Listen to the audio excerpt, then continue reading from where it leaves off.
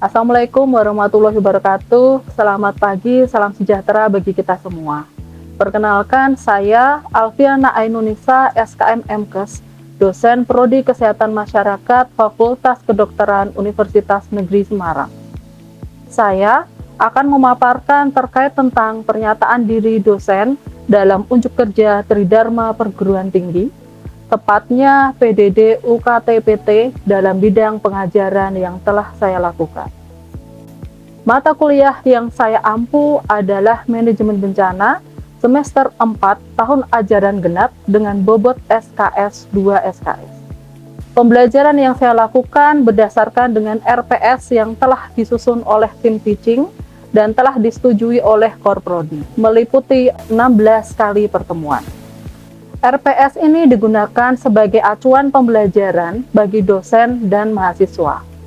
Pembelajaran yang saya lakukan meliputi 3 hal utama yang disebut dengan DIA atau Delivery, Interaction, and Assessment. Pada tahapan delivery atau penyampaian materi, untuk mata kuliah Manajemen Bencana, saya membahas mengenai pengenalan sistem tanggap darurat, manajemen bencana, promosi kesehatan pada situasi bencana. Pada tahapan interaction, terkait tentang bagaimana interaksi dan komunikasi saya dengan mahasiswa yang dilakukan.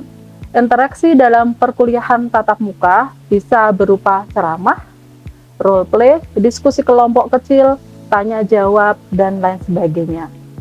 Pada tahapan ketiga adalah assessment. Dalam satu semester terbagi dalam beberapa kegiatan assessment, yaitu berupa kuis mandiri, penugasan individu, penugasan kelompok, ujian tengah semester, serta ujian akhir semester. Baik, dalam video berikut saya akan memaparkan beberapa tahapan DIA yang saya lakukan. Pada tahapan delivery, saya akan mendeskripsikan mengenai mata kuliah Manajemen Bencana pada semester 4 Prodi Kesehatan Masyarakat tahun ajaran genap 2024-2025. Mata kuliah ini terbagi dalam 16 kali pertemuan, di mana materi perkuliahan diberikan secara sinkronus dan asinkronus. Pembelajaran sinkronus terjadi secara langsung atau real time berupa pertemuan tatap muka dengan lama pembelajaran 2 kali 50 menit. Pembelajaran asinkronus dilakukan melalui aplikasi platform UNES yaitu Elena. Dalam Elena termuat materi pembelajaran baik berupa materi teks, sumber referensi, dan video pembelajaran, diskusi, serta penugasan.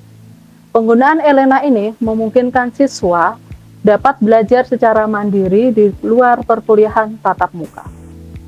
Untuk capaian pembelajaran mata kuliah ini adalah CPL 1, menguasai konsep teoritis dan prinsip dasar secara mendalam dalam bidang pengetahuan, epidemiologi, kesehatan, serta mampu memformulasikan penyelesaian masalah prosedural.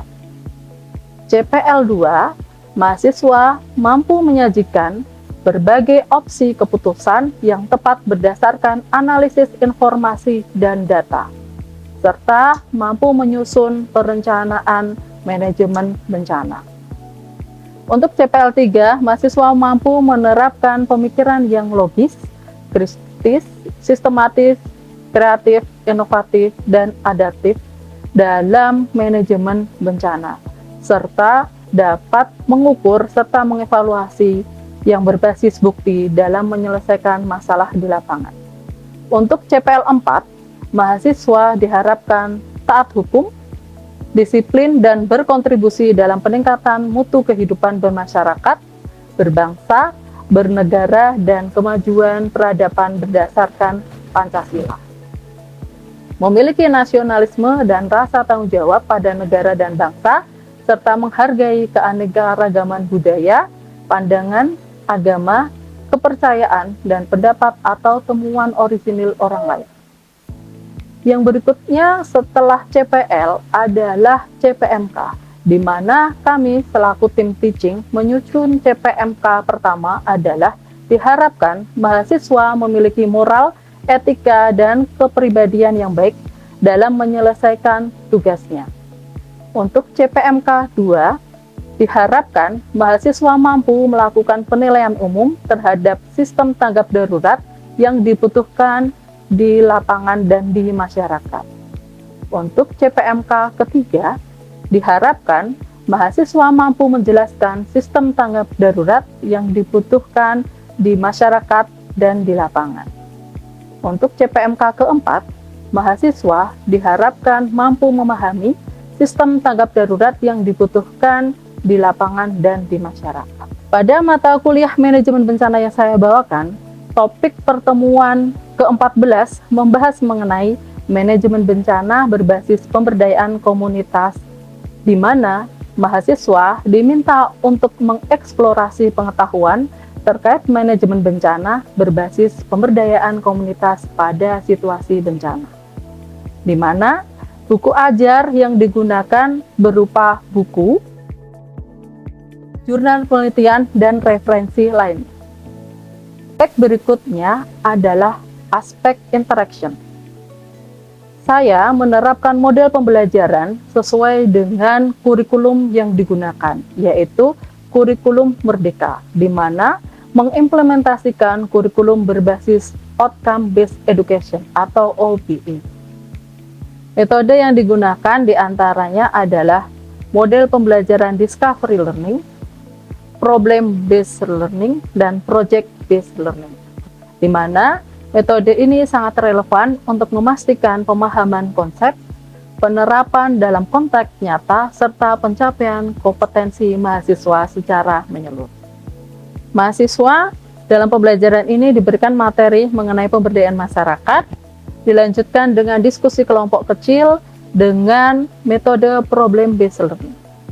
Mahasiswa diberikan kesempatan untuk mengaplikasikan pengetahuan dan keterampilan serta case method dan problem based learning ini nanti akan menjadi model pembelajaran yang tepat bagi mahasiswa. Dalam aspek assessment, saya memberikan kuis sebagai salah satu bentuk evaluasi formatif yang digunakan untuk mengukur pemahaman mahasiswa terhadap materi kuliah dalam waktu singkat. Kuis disajikan dalam platform Learning Management System yang dikembangkan oleh Universitas Negeri Semarang yang disebut e-ujian, di mana e-ujian ini dapat diakses oleh mahasiswa dan dosen. Asesmen berikutnya adalah pemberian tugas mandiri dan tugas kelompok yang nantinya akan dikumpulkan dalam platform e-learning.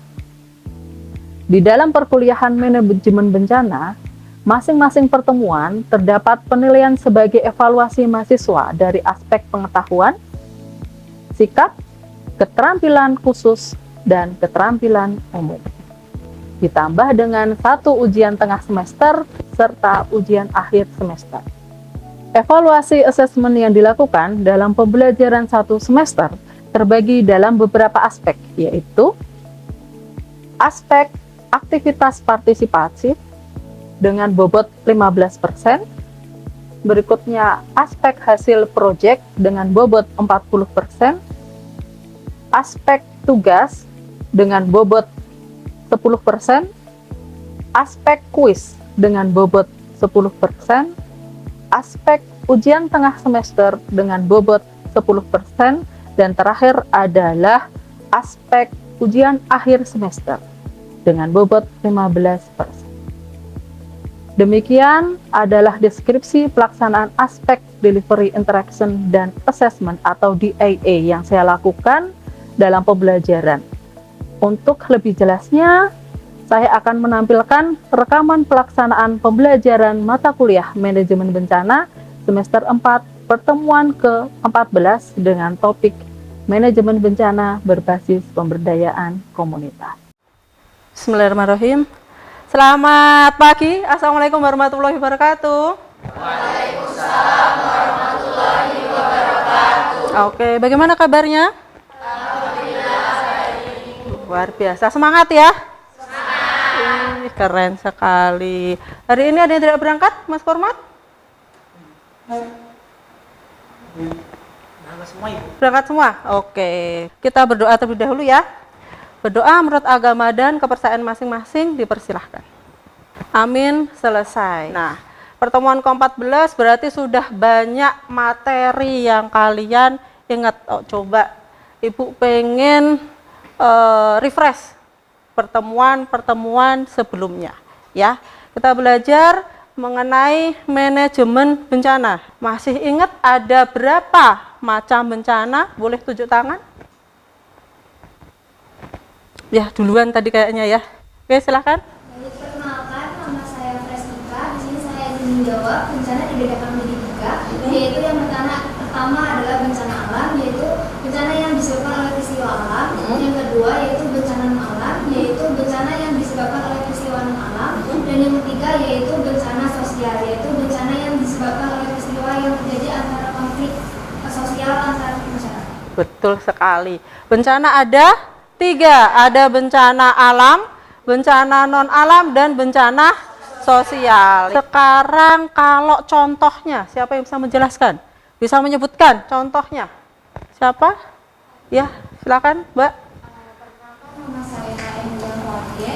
Izin menjawab Bu, untuk bencana alam sendiri contohnya ada gunung meletus, tsunami, angin puting beliung, dan sebagainya. Kemudian untuk bencana non alam sendiri itu ada yang pertama seperti kecelakaan teknologi, kemudian ada wabah penyakit atau KLB. Kemudian yang ketiga ada bencana sosial yang terjadi karena peristiwa sosial seperti kerusuhan pada masyarakat, kemudian ada terorisme, sabotase, dan perselisihan. Oke, itu contohnya ya.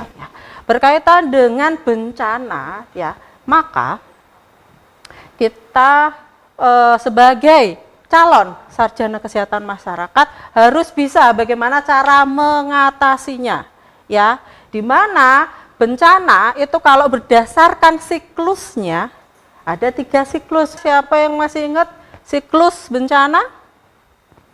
Ya, Mbak, silahkan.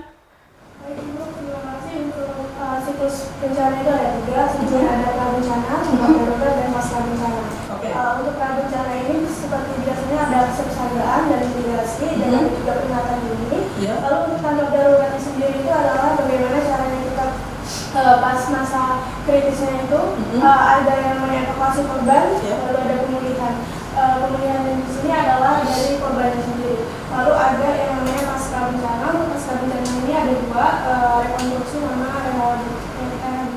Oke, jadi ada 3 siklus bencana. Berikutnya berarti kita masuk ke materi ke-14 mengenai manajemen bencana berbasis pemberdayaan komunitas. Untuk pertemuan ke-14 ini ya, nanti sudah ada di RPS bahwa harapannya nanti kita akan mencapai CPL 3, yaitu mampu menerapkan pemikiran logis, kritis, sistematif, dan kreatif.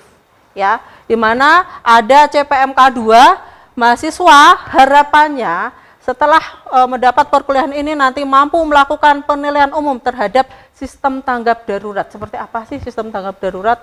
Kaitannya dengan pemberdayaan komunitas. CPMK 3, mahasiswa mampu menjelaskan sistem tanggap darurat yang dibutuhkan. Jadi yang dibutuhkan apa? Karena beda tempat, beda kondisi, beda sasaran, beda bencana, maka sistem tanggap daruratnya akan berbeda. Yang ketiga, yang berikutnya adalah CPMK 4, yaitu nanti harapannya teman-teman mahasiswa mampu memahami sistem tanggap darurat yang tepat, gitu ya. Oke, kita masuk ke materi. Kita belajar mengenai pemberdayaan masyarakat. Sebelum saya buka slide-nya, siapa yang bisa menjelaskan pemberdayaan itu apa sih? Kalian sering dengar ya pemberdayaan, oh langsung, luar biasa, langsung tulis tangan ya. Silakan Mas. Ibu, mohon izin perkenalkan, nama saya Ferry. Izin menjawab. Pemberdayaan merupakan sebuah upaya untuk meningkatkan kemampuan, kemandirian, dan potensi sebuah individu atau masyarakat untuk mencapai suatu tujuan yang diinginkan. Oke, jadi kata kuncinya adalah mandiri, mampu mencapai tujuan, gitu ya. Ada lagi yang punya pendapat lain selain Mas Ferry? Ya, silahkan Mbak. Izin menjawab Bu, ya. Kalau pendapat saya, pemberdayaan masyarakat itu juga salah satu upaya untuk menunjukkan kesadaran masyarakat, khususnya dalam hal meningkatkan pengetahuan, mendorong partisipasi aktif dari masyarakat atau kelompok atau juga individu, kemudian meningkatkan kemampuan agar dapat mengambil keputusan secara mandiri, baik itu dari individu maupun dari kelompok. Oke, ada tambahan keyword tadi, bisa mengambil keputusan. Kalau tadi Mas Ferry adalah mandiri, ya, yang kedua mampu, kemudian mencapai tujuan. Ada tambahan keyword dari Mbak Dias, yaitu mampu mengambil keputusan sendiri. Kita lihat. Jadi definisi dari pemberdayaan, ya, pemberdayaan menurut Soeharto yaitu sebuah proses atau rangkaian kegiatan untuk memperkuat kelompok yang lemah dalam masyarakat.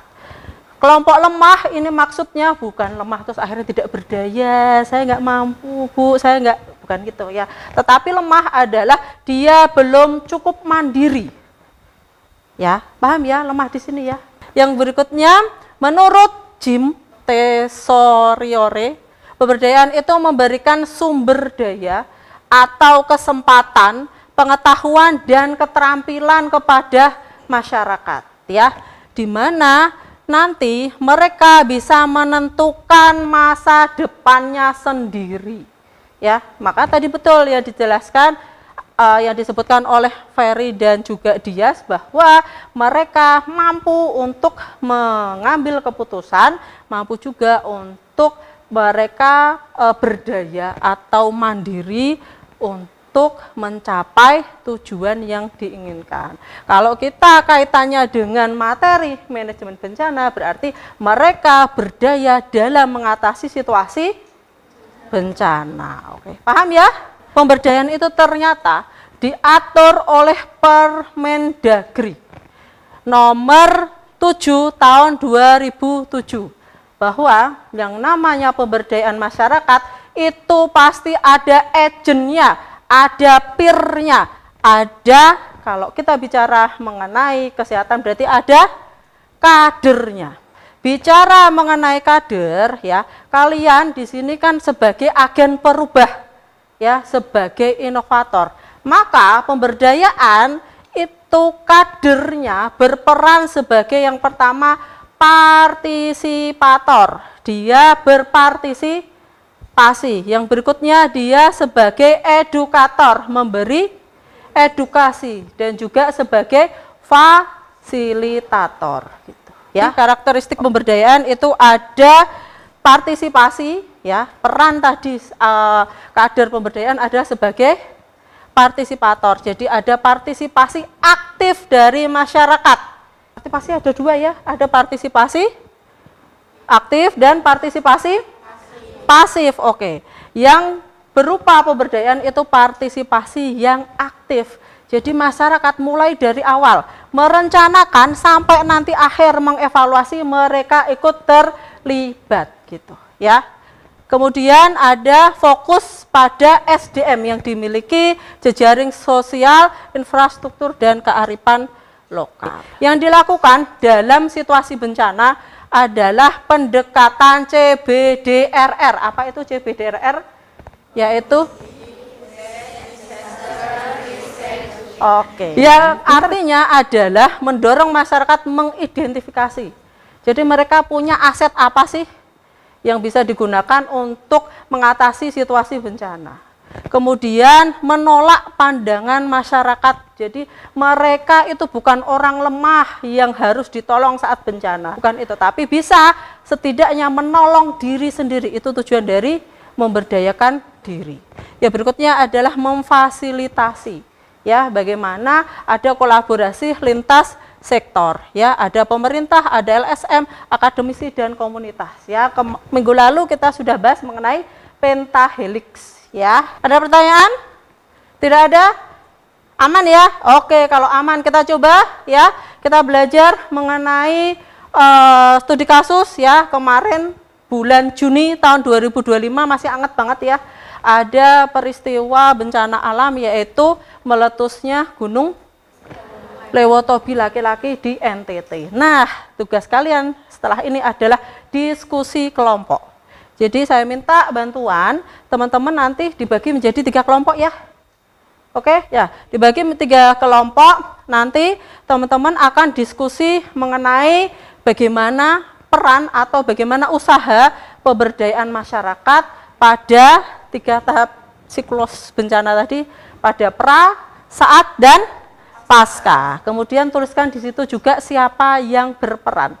Oke ya, silahkan boleh langsung bergabung bentuk 3 kelompok.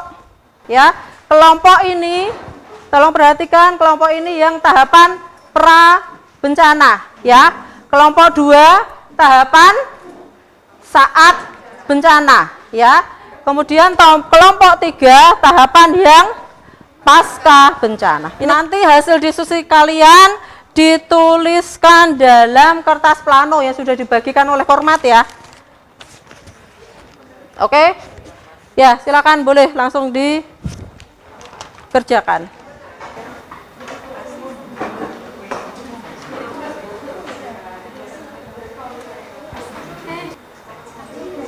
Teman-teman, kalian kan sudah punya buku ini ya? Ya, yang kita gunakan sebagai diktat, boleh cari di sini, ada enggak? Ya, di sini ada sepertinya, nanti boleh ditambahkan di pembahasan. Sudah selesai? Ada yang sudah selesai? Oke, kelompok 1, kelompok 2 boleh ditempelkan terlebih dahulu. Dibantu tolong Mas Kormat. Oke, luar biasa ya. Ini hasil diskusi dari 3 kelompok ya. Bagaimana pemberdayaan masyarakat pada situasi bencana Gunung Merapi di Lewotobi, NTT ya. Kemudian berdasarkan 3 siklus bencana. Ada pra bencana, saat bencana, dan pasca bencana.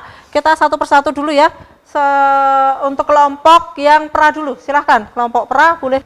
Baik, ini dari kelompok 1 mengenai tahap pra bencana atau kesiapsiagaan dan pencegahan. Nah, untuk kegiatannya yang pertama pelatihan sekolah gunung. Ada edukasi, karakteristik, kemudian ada tanda erupsi, jalur evakuasi. Nah, sasarannya untuk masyarakat, tokoh agama, guru, dan siswa. Yang kedua, peta risiko partisipatif. Masyarakat dilatih membuat peta risiko dan jalur evakuasi. Yang ketiga, pelatihan radio komunitas dan early warning system. Membentuk tim relawan radio komunitas yang mampu menyampaikan peringatan dini. Nah, yang keempat, penyusunan rencana kontingensi desa bersama BPBD dan perangkat desa, kemudian menyusun dokumen rencana kontingensi menghadapi letusan bencana. Oke, terima kasih. Yang berikutnya pada tahapan saat bencana, kelompok 2, silahkan. Baik, di sini saya mewakili dari kelompok 2. Berikut adalah hasil diskusi kelompok 2, yaitu berkaitan dengan tahapan saat terjadinya bencana, di mana di sini kegiatan yang ada adalah operasionalisasi dapur umum mandiri berbasis komunitas adat, yang mana di sini melibatkan potensi lokal, kemudian pembentukan posko pengungsi inklusif yang melibatkan perempuan, kemudian kelompok lansia.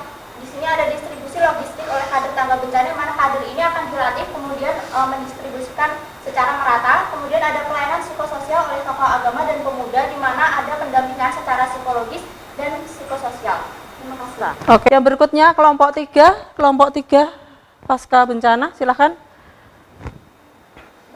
Selanjutnya ini ada tahap pasca bencana, yaitu berupa rehabilitasi dan rekonstruksi. Nah, kegiatannya ini berupa pulih Gunung Lewotobi laki-laki, berupa revitalisasi dan ketahanan komunitas pasca letusan. Nah, untuk kegiatannya ini ada pelatihan dan bantuan usaha mikro untuk perempuan, yaitu contohnya hasil pertanian yang rusak ini akan diolah menjadi produk dan menghasilkan nilai jual.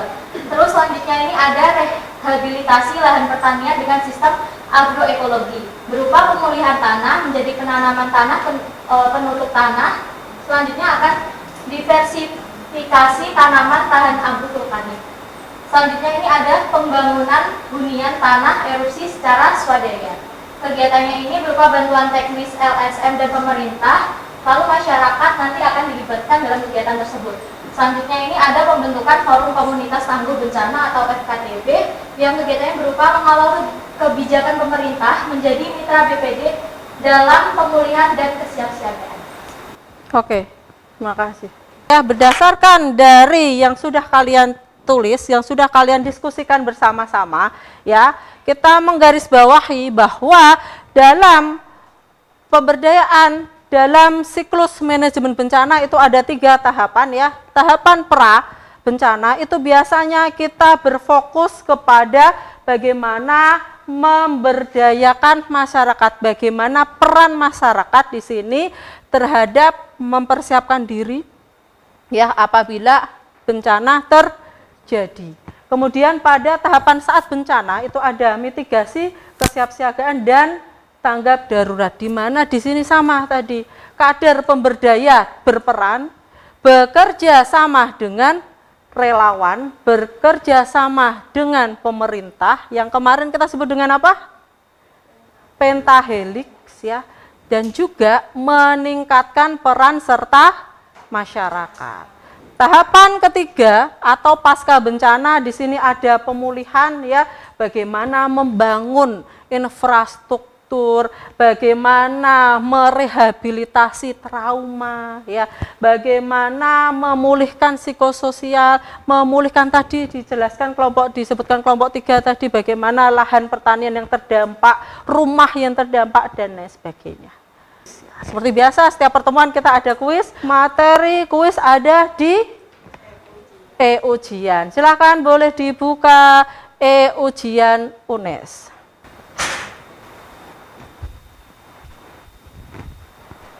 Udah semua? Oke. Kalau sudah, nanti hasil kuisnya akan terlihat ya. Nanti kita jadikan dalam evaluasi pembelajaran hari ini. Silakan boleh dilihat pada Elena UNES. Di situ sudah saya cantumkan untuk tugas pada pertemuan ke-14. Ya, tolong dicermati batas pengirimannya ya, dicek ya. Ini biasanya yang sering terlewat. Batas pengirimannya adalah minggu depan. Dilihat juga waktunya, kemudian ketentuan untuk penulisan tugasnya. Oke. Untuk seluruh rangkaian pembelajaran pada hari ini ada yang mau didiskusikan? Cukup? Cukup, oke. Oke, kalau cukup kita akhiri untuk pembelajaran pada hari ini. Sebelum kita akhiri, marilah kita berdoa menurut agama dan kepercayaan masing-masing. Berdoa dipersilahkan. Amin, selesai. Oke, terima kasih teman-teman sudah bergabung pada kelas hari ini. Sampai jumpa lagi minggu depan. Saya akhiri, mohon maaf kalau ada kesalahan. Selamat pagi. Wassalamualaikum warahmatullahi wabarakatuh. Waalaikumsalam warahmatullahi wabarakatuh. Terima kasih, Bu. Sama-sama. Demikian yang dapat saya sampaikan terkait dengan pernyataan deskripsi diri, unjuk kerja Tridharma Perguruan Tinggi untuk unsur pengajaran. Terima kasih, selamat siang. Wassalamualaikum warahmatullahi wabarakatuh.